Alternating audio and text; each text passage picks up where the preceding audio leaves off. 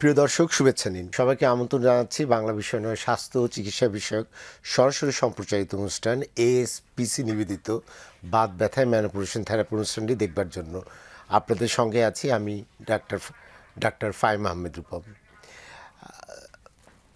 দর্শক, আজকে আমরা যে বিষয় নিয়ে কথা বলবো সেটা হচ্ছে মহিলাদের কোমর ব্যথার কারণ এবং করণীয় নিয়ে।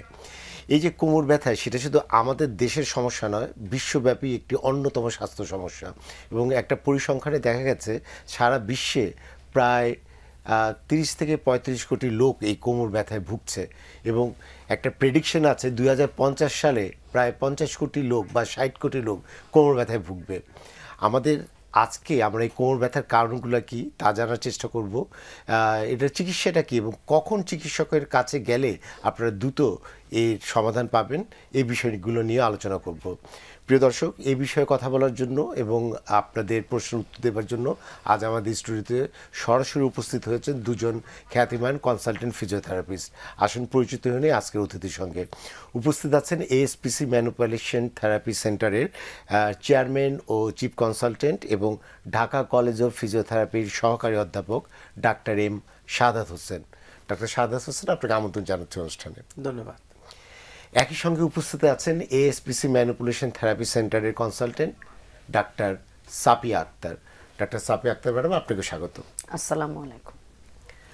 দর্শক, অনুষ্ঠান চলাকালীন সময় আপনাদের কোনো প্রশ্ন থাকলে আপনাদের যে ট্রিবিস কলেজের নাম্বার আসে সেই নাম্বারে ফোন করতে পারেন। আজকের আমাদের বিশেষজ্ঞ অতিথি আপনাদের প্রশ্নের উত্তর দিবেন।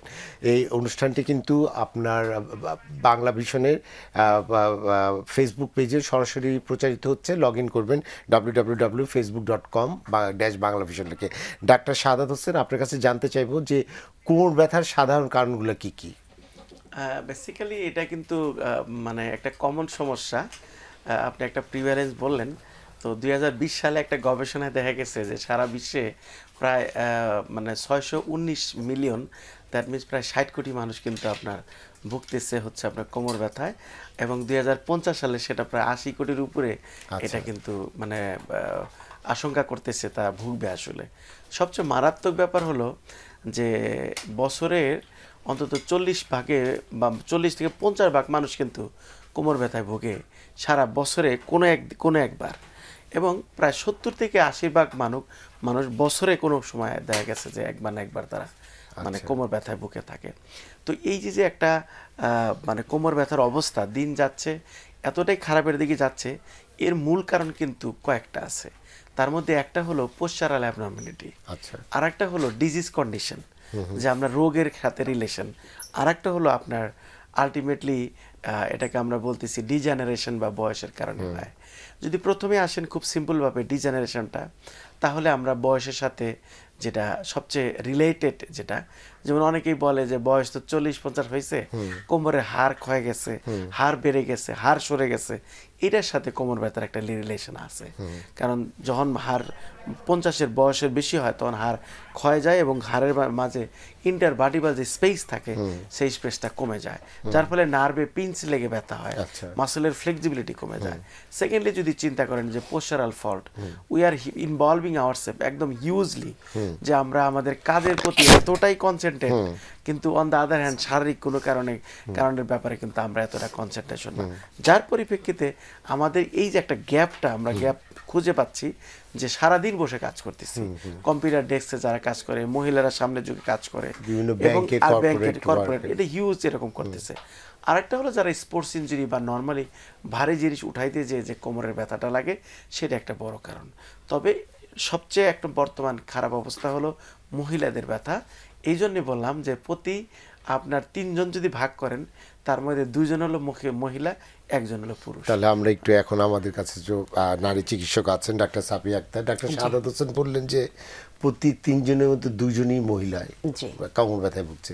একটু বয়স ভেদে বলবেন, কিশোরী তরুণীদের এই কোমর ব্যথার কারণটা কি হয় আমাদের দেশের প্রেক্ষিতে, একটু মধ্য বয়সে কি হয় এবং বয়সকালে বা বার্ধক্যে কোমর ব্যথা কেন? যদি আমরা অ্যাডোলেসেন্ট বা কিশোরী বলি, আপনি যেটা বললেন কোমর ব্যথার কারণ, তাহলে এখন বুঝতেই পারতেছেন যে অ্যান্ড্রয়েড মোবাইল, স্কুল ব্যাগ, তারে বসে যে তারা স্টাডি করে, পড়ার ধরন সবকিছুকে ডেস্ক ওয়ার্ক, আমরা আগে বইপত্র পড়েছি, এখন তারা কি সব ডিভাইস ইউজ করে পড়াশোনা হচ্ছে, ইভেন স্কুলের ক্লাসগুলো এটা হচ্ছে, এটা একটা বড় কারণ। আর দেখা গেছে যে আমাদের যে স্কুলগুলা বা আমরা এই বয়সে কি ফিজিক্যাল অ্যাক্টিভিটির সাথে জড়িত ছিলাম, তারা কি করতেছে, বাসায়ও বসে থাকতেছে, প্রপার ফিজিক্যাল অ্যাক্টিভিটি নাই, স্কুলে গিয়েও কোনো খেলার মাঠ নাই, এদিকে ফিজিক্যাল অ্যাক্টিভিটিও তাদের হচ্ছে না। আর আমরা যদি মিডল এজে ধরি, মিডল এজে ধরেন মিডল এজ বলবো আমরা 18 থেকে 45 বা 42, এই এজে কিন্তু ডিস্ক প্রলাপস, যেটা কোমর থেকে জেলি বের হয়ে রগে চাপ দেয় এবং সাইটিকা প্রবলেম হয়, এটা কিন্তু অনেক বেশি। এখানে মেজর একটা কারণ হয়েছে মহিলাদের প্রেগনেন্সি। যখন সে মা হচ্ছে তার পোস্টারটা কিন্তু কি হচ্ছে, লডোটিক পোস্টারটা আরো হাইপার লডোটিক হয়ে যাচ্ছে, তার লোয়ার অ্যাবডোমেনটা বড় হয়ে যাচ্ছে, ব্যাক মাসেলের উপর একটা ওভার স্ট্রেস পড়তেছে, এবং তার দেখা গেছে যে ফ্লুইড বেড়ে যাচ্ছে শরীরে, যেটা 12 থেকে 14 কেজি ওজন বেড়ে যাচ্ছে, ওভারওয়েট। এখানেও ব্যাকের উপরে একটা, লো ব্যাকের উপরে একটা ওভার প্রেশার পড়তেছে।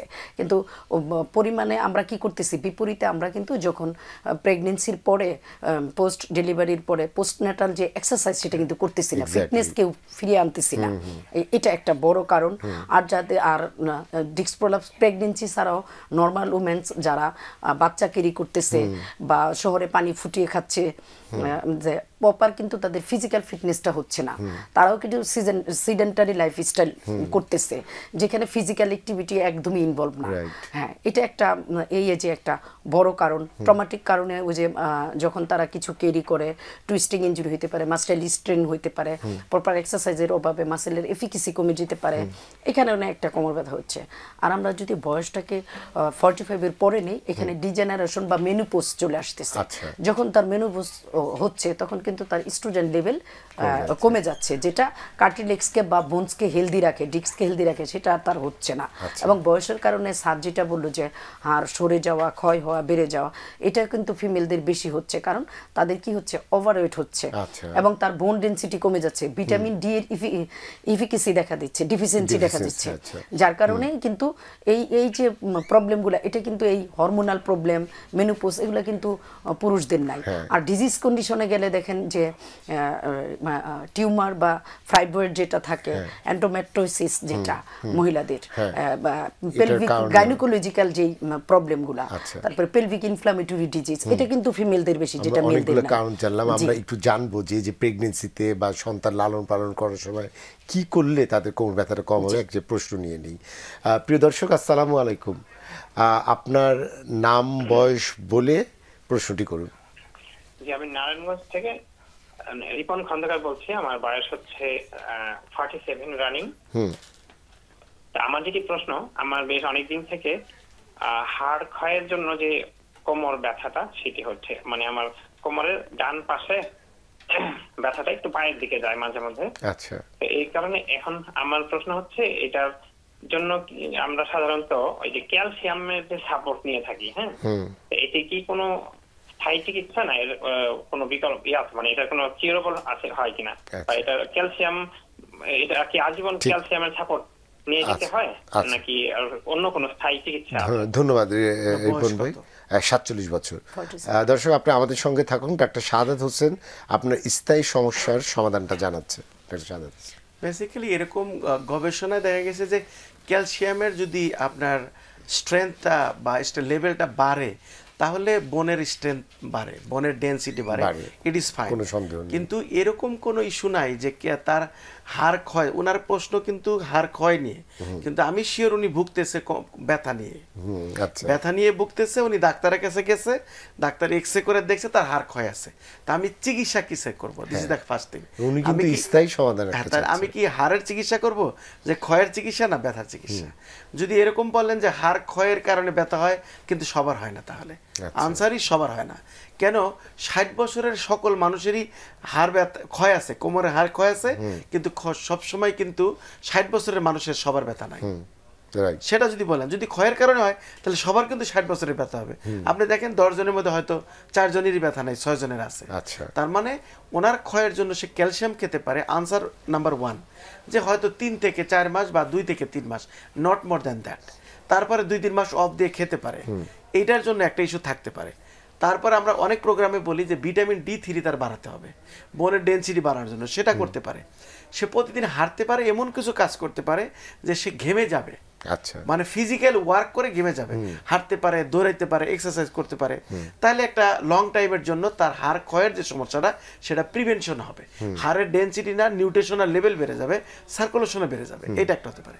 আর যদি বলে যে আমি ব্যথায় ভুগতেছি, তাহলে তাকে যেতে হবে হলো রিয়েলি ফিজিক্যাল এক্সামিনেশন, যে এটা কি হাড়ের ক্ষয়ের কারণে। ডাক্তার কিন্তু টেকনিক্যালি এটাও বলে নাই, হয়তো বলছে যে হাড় ক্ষয় গেছে, কিন্তু হাড় ক্ষয়ের কারণে ব্যথা হয়েছে কিনা এটা কিন্তু বলে না। তার মানে যেটা হয় ক্ষয়ের কারণে আমরা এই যে নিয়মগুলো শুনলাম, সারা জীবন ক্যালসিয়াম খাওয়ার কোনো প্রয়োজন নাই। আর 2 নাম্বার নিয়ম হচ্ছে ফিজিক্যাল এক্সামিন করে এক্স্যাক্টলি দেখেন এটা কি মাসেলের সমস্যা, নার্ভের সমস্যা, না তার পজিশনাল ফল্টের সমস্যা, সেটা দেখেন। তারপরে আপনি যেতে পারেন ওষুধে, ব্যথার ওষুধ, ক্যালসিয়াম, ভিটামিন, সেটা নট মোর দেন 1 মান্থ। তো গবেষণায় দেখা গেছে এই সমস্ত ক্ষয়জনিত ব্যথার ভালো চিকিৎসা হচ্ছে ম্যানুয়াল থেরাপি বা এক্সারসাইজ থেরাপি। এটা হিউজ পরিমাণে গবেষণার সাপোর্ট আছে। এজন্য ওনাকে আমরা লাস্ট সাজেশন দেব যে অবশ্যই একজন ম্যানুয়াল ফিজিওথেরাপি স্পেশালিস্ট দেখে চুজ করা যায় কোন নার্ভগুলা সচল করলে তার ব্যথা কমে যাবে, মাসলগুলার ফ্লেক্সিবিলিটি বাড়াইলে ব্যথা কমে যাবে, এটাই যেটা আপনারা করে থাকছেন। এবং এইটাই হচ্ছে উনার ব্যথা কমানোর একমাত্র স্থায়ী সমাধান, যেটি রিপন ভাই যেটা জানতে চাচ্ছিলেন। ডাক্তার সাফিয়া আক্তার অনেকগুলো কারণের কথা বললেন, এর মধ্যে একটা কারণ বলেছেন যে আপনি প্রেগনেন্সি অবস্থায় এবং প্রেগনেন্সির পরে সন্তান ডেলিভারি হওয়ার পরেও আমাদের দেশের নারীদের ধীরে ধীরে কোমর ব্যথা বাড়তে থাকে। কি পরামর্শ দিবেন তাদের জন্য? যদি কারো এখানে দুইটা ইস্যু, একটা আছে কারো প্রেগনেন্সির আগেও ডিস্ক প্রোলাপস বা কোমর ব্যথার হিস্ট্রি থাকে, তখন তাকে অবশ্যই উচিত একজন যখন সে ওষুধ খেলো, চিকিৎসকের পরামর্শ নিল, কিন্তু সে যদি প্রেগনেন্সিতে যায় তার পেন না থাকলেও অবশ্যই একজন ফিজিওথেরাপিস্টকে দেখিয়ে ফিজিক্যাল অ্যাসেসমেন্ট করে তার ব্যাক মাসেল, এবং আমরা সবসময় বলি কোমরের সাথে আমার কোমরের যে নিচের বড় মাংসপেশি পাইরিফেরাস মাসেল, এসআই জয়েন্ট এবং ইভেন থাই এবং নি, এটারও প্রপার স্ট্রেচিং, স্ট্রেন্থেনিং বা কোয়াড্রিসেপস হ্যামস্ট্রিক মাসেলের এফিকেসি ঠিক আছে কিনা, এবং পেলভিক ফ্লোর মাসেল যেটা আমরা বলি সেটাও তার প্রপার ঠিক আছে কিনা, মাসেল বা মাংসপেশি জোর দিচ্ছেন, এটা দেখে তার ডিস্কটা কারেকশন হয়েছে কিনা। একজন ফিজিওথেরাপিস্ট কিন্তু ফিজিক্যাল অ্যাসেসমেন্ট করলে তার এই যে মাসেলের যে এফিকেসি বা জয়েন্টের যে ফ্লেক্সিবিলিটি বা রেঞ্জ অফ মোশন ঠিক আছে কিনা সব বুঝতে পারবে, এটা করা।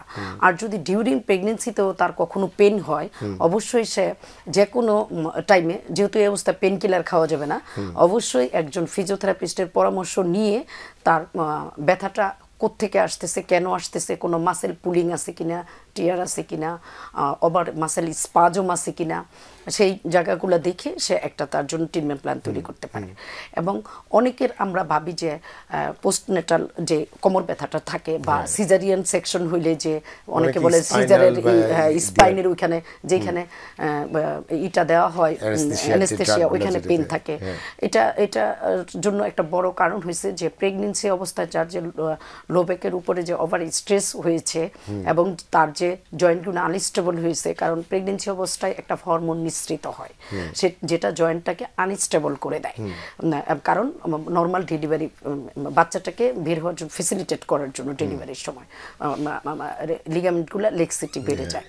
হ্যাঁ, তাহলে এই যে লিগামেন্ট লেক্সিটি হইলো, জয়েন্ট আনস্টেবল হইলো, ব্যাক মাসেলের উপরে একটা প্রেশার পড়লো, স্পাজম হইলো বা টাইটনেস হইলো, পেলভিক ফ্লোর মাসেল উইক হইলো, এটা যদি আমরা সঠিক সময়ে ডেলিভারির 45 দিন বা 2 মাসের পরে একজন ফিজিওথেরাপিস্ট দেখিয়ে ম্যানুয়াল থেরাপি বা এক্সারসাইজ থেরাপি নিয়ে থাকি, ফিজিক্যাল অ্যাসেসমেন্ট করে, তাহলে কিন্তু তার যে সাইটিকার প্রবলেম পরবর্তীতে দেখা দেয়, যে কম ব্যথা আগে শুধু কোমরে ছিল পরে পায়ে চলে যায়, একটা সময় জিম বারবার অবশ্য, তাহলে কিন্তু আর এটা হবে না। আচ্ছা আচ্ছা, ওকে। তার মানে আপনাদের কাছে গিয়ে প্রপার অ্যাসেস করে চিকিৎসাটা নিতে হবে, মানে বসে থাকা যাবে না, এবং এটার একটা স্থায়ী চিকিৎসা আছে। ডাক্তার সাদাত হোসেন, আপনার কাছে জানতে চাইবো যে রোগীদেরকে জানাবেন, আমাদের দর্শকদের জানাবেন যে এই যে কোমর ব্যথার কোন লক্ষণগুলো খুবই মারাত্মক, মানে হয় সার্জারি লাগতে পারে কিংবা ইমিডিয়েটলি ডাক্তারের কাছে, চিকিৎসকের কাছে যেতে হবে। এটা আসলে প্রথমে কোমর ব্যথা কেউই সিরিয়াসলি নেয় না, আসলে তারা ধরে নেয় কোমর তো একটু ব্যথা হইলে কি হয়েছে, এটা সবচেয়ে মারাত্মক ব্যাপার স্যাপার। এবং অনেক রুগী আছে যারা কোমর ব্যথার অপারেশন করেও বিপদে পড়ে গেছে, কারণ সেই কাজটা আগের মতো করতে পারতেছে না। তা আমরা উই অলওয়েজ এক্সপেক্ট উইদাউট মানে surgical that mean non surgical management of low back পেনকে আমরা কিন্তু এনকারেজ করি কোমর ব্যথাটা যাতে অপারেশন না লাগে। কিন্তু রুগীরা যখন স্বাভাবিক ব্যথাটাকে গুরুত্ব দেয় না, কারণ কোমর ব্যথা এরকম না যে তাকে মানে একেবারে কাজটা বন্ধ করে দেয়, যেটা হয় ডিস্টার্ব করে কাজটাকে, প্রোডাক্টিভিটি কমে দেয়। আচ্ছা। তো যার পরিপ্রেক্ষিতে যারা প্রথমে যদি সিরিয়াস ভাবে তাহলে কিন্তু এটা নিয়ে কোনো সমস্যা হয় না। বেসিক্যালি যে সমস্যাগুলো তাকে মানে ডিস্টার্ব করে, দ্যাট মিনস হচ্ছে যেটার জন্য তার সার্জারি একেবারেই জরুরি, তার মধ্যে পূর্ব শর্ত হচ্ছে যে 24 ঘন্টা ব্যথা থাকবে, তার কোনো ব্যথা, কোনো ইনজেকশন, ব্যথার ওষুধে কোনো চিকিৎসায় কাজ হবে না। আচ্ছা। ওই সমস্ত রোগী দ্যাট মিনস 24 ঘন্টায় সে কান্না করতেছে, আচ্ছা। শুইতে বইতে নাইতে খাইতে সব সময় যাতে তার ব্যথা থাকে, এটা হলো একটা অপারেশনের চিহ্ন। সেক্ষেত্রে একটা এমআরআই করে দেখা যেতে পারে তার এক্স্যাক্টলি রিজন অফ পেনটা কি, কোমরের এমআরআই। সেক্ষেত্রে তুই যদি দেখে সিভিয়ার ডিস্ক প্রলাপস থাকে, তার অপারেশন লাগে। আমরা একটু ডিস্ক প্রলাপ পর্যন্ত গেলাম, আবার আসবো, একটা দর্শকের ফোন নিয়ে নেই। প্রিয় দর্শক, আসসালামু আলাইকুম, আপনার নাম বয়স বলে প্রশ্নটি করুন। আমার নাম বিদ্যুৎ, বয়স 48, 4-5 বছর ধরে আমি কোমর ব্যথা ভুগতেছি। দেশ এবং দেশের বাইরে অনেক ডাক্তার দেখাইছি, এমআরআই করছি, মানে আমার কোনো মানে ওই হাড় খায় বা হাড়ের কোনো মানে এইসব কোনো কিছু পায় না তারা, কোনো ডাক্তারে ব্যাঙ্গালোরে দেখাইছি, বিভিন্ন জায়গায় দেখাইছি, কিন্তু কোনো কিছু আমার পাইতেছে না। কিন্তু ওষুধ খাইছি, পরে বলতে তোর একটু ওয়েট বেশি, এই কারণে হয়তো, কিন্তু আমার অনেক প্রচুর ব্যথা, রাত্রে ঘুমাইতে পারি না ব্যথার কারণে। ডাইন সাইডের কোমরটা দিয়ে মানে একটা পুরা ডাইন সাইডে পা রাত্রে ছিটকায়। কোন প্রশ্ন আছে? It's okay, fine. আসলে এটা আমরা কমন। ধন্যবাদ বিদ্যুৎদা, আপনার প্রশ্নের উত্তরটি নিয়ে নিন। কাটি সাদা দিচ্ছেন। বেসিক্যালি ওনার যেটা হয়েছে, উনি বলছে কি দেশে বিদেশে অনেক ডাক্তার দেখাইছেন, দেখেছি। ওনার গ্যাপটা কোথায়? আমি যদি জাস্ট 1 মিনিটে উত্তরটা সম্ভব দেওয়া, সেটা হলো প্রথমে যখন উনি ব্যথায় ভুগছে, সামান্য ব্যথায়, তখন সে গুরুত্ব দেয় নাই মেবি। তারপরে সে ডাক্তারের কাছে গেছে, কারণ ব্যথা সহ্য করতে পারে না। তো ডাক্তার ওনাকে এক্সরে করাইছে, এমআরআই করাইছে, তারপরে হচ্ছে বিভিন্ন ব্লাড টেস্ট করাইছে to identify the exactly the reason of pain. তো অ্যাকর্ডিং টু দ্য এক্সরে মানে এমআরআই, তারা দেখছে কি হাড়ের সমস্যা আছে কিনা, তার ডিস্কের প্রবলেম আছে কিনা। According to the blood test সে দেখছে বাতের টেস্ট আছে কিনা, তার ইএসআর বেশি আছে কিনা। এই জিনিসগুলো সে অ্যাসেসমেন্ট করছে, এই দুইটা জিনিস। সে দেশের বাইরে গেলেও তারই করছে, এক্সরে করছে, এমআরআই করছে, ব্লাড টেস্ট করছে। দ্য কোশ্চেন ইজ, যে রুগী দেখতেছেন যে ব্যথা অনেক কিন্তু আদৌ কোনো টেস্টে তার রোগ ধরা পড়ে না, এটা মানে হচ্ছে তার রুগীকে ডাক্তার নিজে হাত দিয়ে দেখছে কিনা, এটা একটা কনফিউশন। কি দেখবে হাত দিয়ে? হাত দিয়ে দেখবে তার মাসেলে কোনো প্রবলেম আছে কিনা, হাত দিয়ে দেখবে সে যে বেডে ঘুমায় সেই ঘুমানোর সাথে কোমর ব্যথার রিলেশন আছে কিনা, হাত দিয়ে দেখবে তার দ্বারা করে এক্সপোজ করবে, কাপড় খুলে দেখবে, শার্ট খুলে তার কোমর বাঁকা আছে কিনা, হাত দিয়ে দেখবে তার এক্স্যাক্টলি কোমরের সমস্যা না এসআই জয়েন্টের প্রবলেম। হিউজ পরিমাণে gap. If you don't continue the physical examination after getting the মানে এটাকে হিস্ট্রি অফ দ্য পেশেন্ট, রোগীর সাথে কথা বলে আগে ফিজিক্যাল এক্সামিন করেন। আমরা এইচডিএম টেকনিক ইউজ করি, এসপিতে যেভাবে চিকিৎসা দেই, খুব সিম্পল ব্যাপার। প্রথমে রোগীর সাথে কথা বলি আমরা, রোগী যখন রুম দিয়ে ঢোকে তখন তার অবজার্ভ করি, আমরা দেখি ফেস, গেট, পোস্টার, তার ব্যথার ধরন দেখি, সে কান্নার মতো করতেছে কিনা, তাহলে মুখ দেখে বোঝা যায়। গেট, সে ন্যাংরে হাঁটতেছে কিনা, পোস্টার মানে সে কি বাঁকা হয়ে ঢুকতেছে না সোজা হয়ে ঢুকতেছে। আপনি রুগী দেখতেছেন, আর এক রুগী নিয়ে বসেছেন, রুগী একটা ঢুকিয়ে দিলেন, রুগীর হাঁটাই দেখলেন না, তাহলে কিভাবে আপনি রোগ নির্ণয় করবেন? রোগী আসলেই দিয়ে দেওয়া হচ্ছে তাকে এমআরআই, এক্সরে, ব্লাড টেস্ট একগাদি। No, it is not way to get the proper diagnosis. Diagnosis সে নির্ভর করতেছে এক্সরে এমআরআই উপরে, কিন্তু গবেষণায় কি বলে, মাত্র 35% কেস হচ্ছে মাত্র এমআরআইতে ধরতে পারেন যে এটার সাথে কোরিলেট করে, কিন্তু 70% আপনার প্রবলেম ধরতে হবে হলো রোগীর সাথে কথা বলে ফিজিক্যাল এক্সামিন করে দেখতে হবে এটাকে মাংসপেশি, নার্ভ, টেন্ডন, লিগামেন্ট বা আদার কোনো পজিশনাল ফল্ট। বিদ্যুতের প্রতি আপনার কি পরামর্শ? একদম সিম্পল। ওনার কেসটা এটা জটিল না। ওনার কেস হচ্ছে প্রথমে এখন এই মুহূর্তে যেই বলতে পারি যেটা, সেটা হলো যে একটা তোষকটা চেঞ্জ করতে, তার তোষকটা চেঞ্জ করুক, নতুন একটা তোষক দিক যাতে সমতল হয়। 2 নাম্বার হচ্ছে ওনার এই সমস্যাটা রগে বা মাংসপেশিতে। আচ্ছা, এই মাংসপেশির স্ট্রেচিং করলে সে ভালো হবে। বেটার আইডিয়া একজন ম্যানুয়াল ফিজিওথেরাপি স্পেশালিস্ট যদি সে দেখাইতে পারে তাহলে সে পুরোপুরি ভালো হবে। এটা হয়তো সর্বোচ্চ 2 সপ্তাহের ব্যাপার। তার মানে তার কোমরের মাসেলে রাতে ব্যথাটা বেশি হচ্ছে, যখন সে শুয়ে থাকতেছে, রাতে যখন মুভমেন্ট হচ্ছে না, তখন কিন্তু মাসেলটা আরো বেশি টাইট হয়ে যাচ্ছে কোমরের, এবং সারাউন্ডিং যে মাসেল, যদি আমরা পাইরিফোনিয়াস মাসেল বলি বা এসআই জয়েন্টের কোনো প্রবলেম, মুভমেন্ট কিন্তু তখন হচ্ছে না। এজন্য সে বলতেছে যে রাতে শুইলে তার পেনটা বেশি বেড়ে যাচ্ছে, বিছানায় মুভ করতে পারতেছে না। এজন্য ফিজিক্যাল অ্যাসেসমেন্টটাই সবচেয়ে বেশি জরুরি। ডাক্তার সাফিয়া আক্তার উনিও কিন্তু প্রশ্ন করলেন তার ওজনটা একটু বেশি, আপনিও বলেছেন যে ওজনাধিক্য কোমর ব্যথা একটা কারণ। কিভাবে এটা কারণটা কি এবং ওজনটা কমাবেও কিভাবে যদি যেটা জানেন? আমি বলি যে কোমরের সাথে বা পজিশনের সাথে কোমর ব্যথাটা যদি আমরা ওজন বলি, যদি আপনি দাঁড়ান, আপনার যে মেরুদণ্ডের যে নর্মাল একটা কার্ভ, 3টা কার্ভ থাকে, ঘাড়, পিঠ, কোমর, কোমরের যে নর্মাল লর্ডোটিক যে কার্ভ একটু ধনুকের মতো বাঁকা থাকে, যদি আপনার অ্যাবডোমেন ওজনের কারণে বেশি থাকে, অ্যাবডোমিনাল যে মাসেলটা সেটা তো লো ব্যাকের সাথে মেরুদণ্ডের স্পাইনের সাথেই অ্যাটাচমেন্ট থাকে, এখানে তো আর রিপ কেস নাই, চেস্টে তো রিপ আছে, এটা একটা সাপোর্ট। তার মানে পুরা বড় মাসেলটা কিসের উপরে থাকে? মানে লো ব্যাকের উপরে, লাম্বার স্পাইনের উপরে থাকতেছে। যখন আপনার অ্যাবডোমেন বড় হয়ে যাচ্ছে, যখন আপনার গ্রেভিটি আরও নিচে টানতেছে এবং কোমরের মাসেলের উপরে একটা ওভার স্ট্রেস পড়তেছে, কন্টিনিউ টানতেছে, এবং লর্ডোসিস পোস্টারটা তখন আরো এক্সেসিভ হয়ে যাচ্ছে, আরো বেড়ে যাচ্ছে, স্পাইনটা ভিতরে ঢুকে যাচ্ছে। তার মানে কি, তখন তার সেন্টার অফ গ্রেভিটিও কিন্তু ঠিক থাকতেছে না। বা স্যার যেটা বললো যে আমাদের এখন কিন্তু 80% বা 70% পেনই কিন্তু ব্যাক পেন বা পোস্টার রিলেটেড পেন, যেটা আমরা গবেষণা যেটা বলতেছি, বসা, দাঁড়ানো, হাঁটা। ঘুমানো। তা এই অবস্থায় যদি আমরা তো প্রতিদিনের কাছে আমাদের বসা, দাঁড়ানো, হাঁটার কাজ করতে হবে, এখানে যদি নর্মালের চেয়ে ওভারওয়েট বেশি থাকে, সেটা তো আরো বেশি পরিমাণে গবেষণা বলে যে কারো যদি 1 কেজি ওজন বাড়ে, সেটা দাঁড়ানো বা হাঁটার সময় 2-3 কেজি 3 গুণ হয়ে স্পাইন বা হাঁটুর উপরে ভর করে, চাপ পড়ে। এই কারণে আপনার কোমর ব্যথাটা বেশি পোস্টারটাকে চেঞ্জ করে দিচ্ছে। আচ্ছা ডক্টর সাধারণত একটা বহুল প্রচলিত ধারণা আছে আমাদের, সেটা হচ্ছে কোমর ব্যথা মানে আমার কিডনি গেল, কিডনিতে কোনো সমস্যা। কোমর ব্যথার সাথে কিডনির সম্পর্ক আসলে কতটুকু, কিভাবে বুঝবে রোগীরা যে কোমরের কারণে কোমর ব্যথা না কিডনির কারণে কোমর ব্যথা? এটা সহজ ব্যাপার। প্রথমে আমরা যে কিডনির কথায় আসি, তাহলে ব্যথাটা হবে কোমর থেকে আরো 4 ইঞ্চি উপরে, আচ্ছা, এবং মেরুদণ্ডের থেকে অবশ্যই বাহিরের দিকে হবে। আমরা যদি এইটা যদি কোমর হয়, তাহলে আমার হাতটা যে আঙ্গুলগুলা এই জায়গাটায় ব্যথা করবে, তার মানে এটা কোমর থেকে বাহির দিকে এবং 4 আঙ্গুল উপরে উঠবে, মেরুদণ্ড থেকে বাহির দিকে।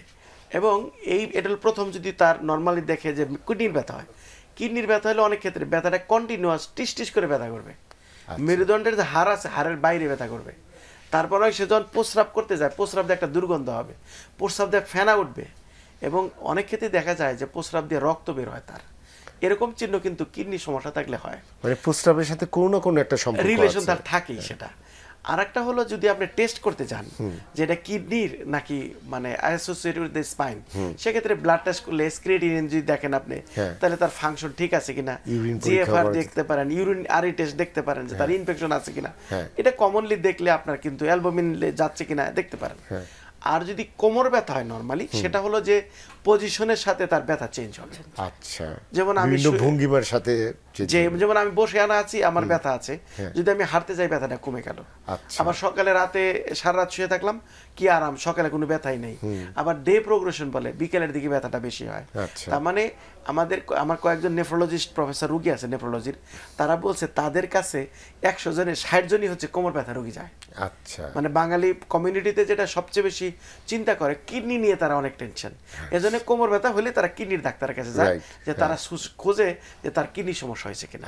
কিন্তু খুব সংখ্যাই আছে কম, তবে কিডনির সমস্যায় ভোগে কম। তবে ইদানিং একটা মারাত্মক অবস্থা দেখা যাচ্ছে অঞ্চল ভিত্তিক, যে বেশ কিছু এলাকায় দেখা গেছে বাংলাদেশে তারা ব্যথার ওষুধ বেশি খায়, এজন্য তাদের কিডনির সমস্যা বেশি হয়। আমরা দর্শকদের উদ্দেশ্যে যেটা বলতে চাই সেটা হলো যে কিডনির সমস্যা কিন্তু মানে নিজে নিজে আমরা বানাই দিই, সত্যি কথা যেটা। কারণ ব্যথা হলে সর্বোচ্চ 15 দিন ওষুধ খাবো, 3 সপ্তাহ ওষুধ খাবো, বা 1 মাস, এর বেশি আমি কোনোভাবে ব্যথার ওষুধকে অ্যাপ্রিসিয়েট করি না। সেক্ষেত্রে তাকে যেতে হবে ম্যানুয়াল থেরাপি, সোজা হয়ে বসা, পানি যথেষ্ট খাওয়া, এই সমস্ত ইস্যুগুলো যদি সে মানতে পারে, তাহলে তার ব্যথা একেবারেই দূর হয়ে যাবে, কোনো থাকবেই না ব্যথা।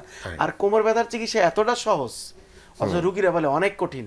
কারণ গ্যাপ তো একটাই, আমরা হিস্ট্রি নেই না, অ্যাসেসমেন্ট করি না, আইডেন্টিফাইয়ের ক্ষেত্রে শুধু টেস্টটাকে প্রায়োরিটি দিই, এই জন্য আমরা কোমর ব্যথার কেসটা ধরা পড়ে না। রাইট। ডক্টর সাফি, একটা আপনার কাছে জানতে চাইবো, একটু বয়সকালে, যেটা আপনি মেনোপজ বা মাসিক বন্ধ হয়ে যাওয়ার পরেও বলেছেন হরমোনাল কিছু কারণে কোমর ব্যথা হয়, এবং এটাকে আমাদের দেশে না এরকম স্বাভাবিক বলেই মনে করেন, এই রোগীদের ক্ষেত্রে আপনি কি পরামর্শ দিবেন? এই ক্ষেত্রে যদি কারো মেনোপজের পরে বা বয়স হলে কোমর ব্যথা হয়, তখন সে যদি একজন ডক্টরের কাছে যায়, বা আমি যদি বলি যে তার অবশ্যই উচিত একজন ডক্টর দেখানোর পরে যে তার হাড় ক্ষয় হয়েছে বা বেড়ে গেছে, সরে গেছে, তখন সে ওষুধ খেলো, দেখা গেলে ব্যথাটা হয়তো ভালো হইলো, ওষুধ ছেড়ে দিল, ব্যথাটা আবার চলে আসলো, তার এডিএল এ প্রবলেম হচ্ছে, যেমন নামাজ পড়া, টয়লেটে বসা, হাঁটাচলা করা, মুভমেন্ট করা, ঘরের কাজ করা, এই প্রবলেমগুলো যখন হয় তখন তাকে চিন্তা করতে হবে যে তার হয়তো একজন ফিজিওথেরাপিস্ট দেখাইতে হবে। কেন? তার যে কোমরের যে হাড় সরে গেল, সেটা ওষুধ খাইলে কিন্তু সাময়িক কমতেছে, কিন্তু হাড়টা যে সরে গেছে, সরে গিয়ে কোন মাসেল, টেন্ডন বা লিগামেন্টের টাইট হইলো, কোনটার লুজ হইলো, এই যে একটা প্ল্যান, তাদেরকে অবশ্যই উচিত ডাক্তার দেখানোর পাশাপাশি একজন ফিজিওথেরাপিস্টকে দেখিয়ে অ্যাসেসমেন্ট করে তারপরে একটা প্রপার ট্রিটমেন্ট করা এবং ওজনটাকে নিয়ন্ত্রণে রাখা, একটু ভিটামিন D3 চেক করে নেওয়া, ঠিক আছে? এবং কাজের সময় বসার সময় যেই পোস্টালার ভঙ্গিগুলা, যেমন সোজা হয়ে বসে কাজ করা, বসার সময় একটা লাম্বার রোল ব্যবহার করা, নিচে থেকে একদম ডাইরেক্ট না ঝুঁকে হাঁটু ভাঁজ করে কিছু ওঠানো, এবং অনেক দাঁড়িয়ে না থাকা, অনেকক্ষণ না হাঁটা, অনেক বেশি কার্ব না খাওয়া, মানে ডায়েট মেনটেন করা, কিছু ফিজিক্যাল এক্সারসাইজ করা, ওজন, প্রেশার, ডায়াবেটিস নিয়ন্ত্রণে করা। সর্বোপরি আমি যেটা বলতে চাই যে অবশ্যই তাকে একজন ফিজিওথেরাপিস্টকে দেখিয়ে এক্সারসাইজ থেরাপিতে যেতে হবে for proper correction. Doctor Shahadat Hossain, এই রোগীরা যারা একটু কোমর ব্যথায় ভুগছে কিংবা কোমর ব্যথা প্রতিরোধের জন্য ব্যায়ামটা কিভাবে করবে ঘরে এবং ঘরের বাইরে, এবং কি কি ব্যায়াম করবে না এটাও জানাবেন। যদি ট্রুলি বলি, আমরা জীবনের টোটাল জীবনের প্রায় অর্ধেক 1/3 বেশি সময় কিন্তু আমরা বসে কাটাচ্ছি। দেখেন, চিন্তা করে আপনি সকালে ঘুম থেকে উঠলেন, বিছনায় বসে পড়ছেন, নামাজ পড়তেছেন, নিচে বসতেছেন, যদি টিভির সামনে বসতেছেন, আপনি কোনো জায়গায় বেড়াচ্ছেন, বসেন বসেন বসেন, মানে আমরা বসেই করতেছি।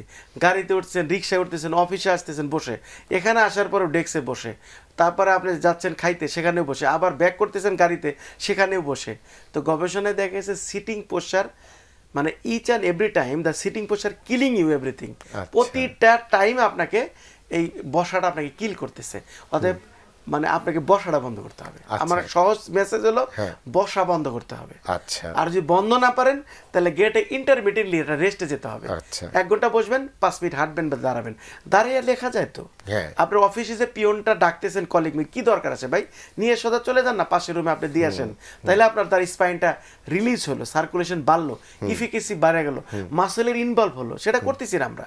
বললে কতক্ষণ ধরে বসেন? সবচেয়ে মারাত্মক যেটা আমি ভুলে গেছি, প্রোগ্রামের আগেও আপনাকে বলতে চাইছিলাম, ফ্রিল্যান্সিং। ফ্রিল্যান্সিং যারা করতেছে তারা বয়সটা কম থাকাতে তারা এত বেশি সময় দিচ্ছে, একটা পর্যায়ে কিন্তু তার কোমরের ফিটনেস কমে যাচ্ছে। ডাক্তার সাফি, একটা সর্বশেষ ছোট করে জানতে চাই, এই রোগীদের প্রতি আপনার পরামর্শ কি থাকবে প্রতিরোধ এবং প্রতিকারের জন্য? অবশ্যই একজন কোমর ব্যথার রোগীর কোমর ব্যথা হওয়ার সাথে সাথে তাকে তার প্রথম যেটা বলবো, তার কাজের যে ধরন, যেটাকে যেই কাজটা করলে তার পেনটা বেড়ে যাচ্ছে সেটাকে অ্যাভয়েড করতে হবে এবং যত দ্রুত সম্ভব একজন ফিজিশিয়ান দেখাতে হবে। এবং ফিজিশিয়ানের পাশাপাশি সে তার প্রপার ইনভেস্টিগেশন করার পরে প্রপার ডায়াগনোসিস হইল তার কোমরের ব্যথাটা কোন কারণে হয়েছে, দেন ওষুধ খাওয়া শেষ করার পাশাপাশি তাকে যেটা যেতে হবে, একজন ফিজিওথেরাপিস্টের কাছে যেতে হবে। একজন ফিজিওথেরাপি কনসালটেন্ট দেখিয়ে সে তাকে তার ফিজিক্যাল অ্যাসেসমেন্ট করে তাকে একটা ট্রিটমেন্ট প্ল্যান করে দেবে। ডাক্তার সাফি আক্তার, ডাক্তার শাহাদাত হোসেন। প্রিয় দর্শক, এই ছিল আজকের মতো আমাদের আয়োজন। আগামী শনিবার ঠিক একই সময় আমরা উপস্থিত হব, আলোচনা করব কোমরের সঙ্গে পায়ের ব্যথার সম্পর্ক নিয়ে। তার আগ পর্যন্ত আমরা সবাই ভালো থাকুন, সুস্থ থাকুন, শুভেচ্ছা।